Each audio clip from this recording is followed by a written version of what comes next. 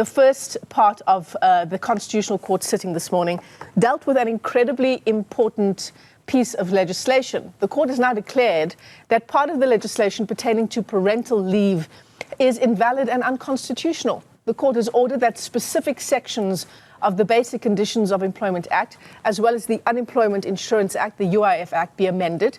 In this judgment, delivered just after 10 o'clock, Justice Zukiswa Tsikli ruled that parental leave will be 4 months and 10 days and will be shared between the parents, and I believe she did say as close as possible to an equal share of those 4 months and 10 days. So we're joined now by Nkosinathi Tema. He's a senior associate at Weber Wenzel.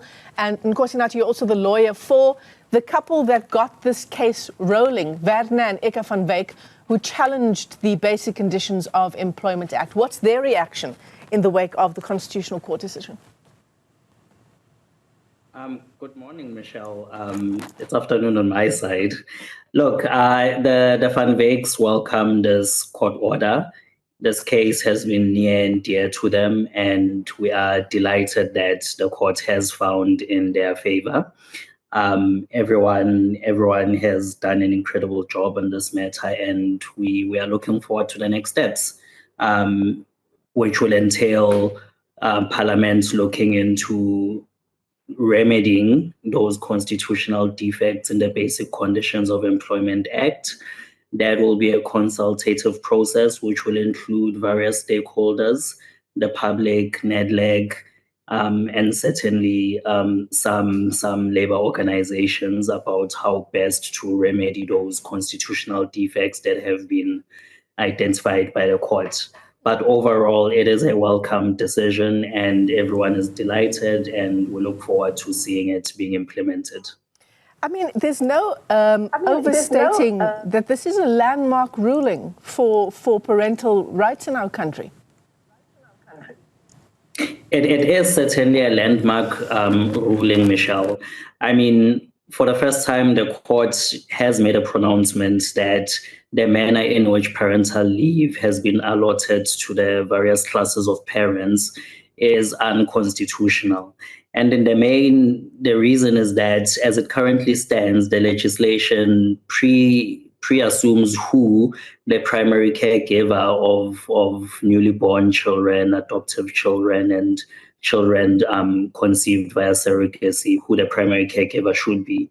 The court has recognized that, you know, that situation, that assumption does not work for all parents and for all family setups, and that parents should be free to choose amongst themselves who the primary caregiver is and how they allot the given amount of leave in the Basic Condition of Employment Act.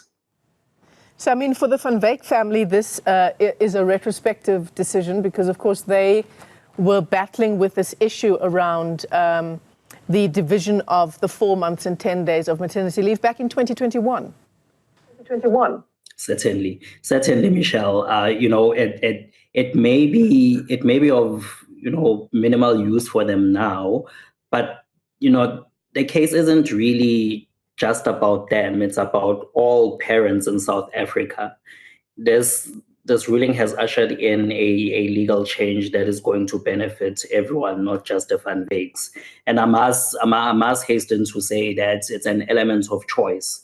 The court has not prescribed that everyone should now take a certain amount of parental leave as prescribed in the interim reading in, but it's affording parents a leeway and an element of choice as to who the primary caregiver should be. And I say this because, you know, we are likely to see various comments from various sectors of society criticizing the judgment on how the court might be interfering in certain things, but it's really about choice, right? It's recognizing that different family structures work differently. I'm sure we're going to hear a number of other conversations on this topic. Let me thank you for your time. Nkosinathi Tema was working with the Van Wyks on the story. He's a senior associate at Weber Wenzel, and he joins us from Beijing this morning.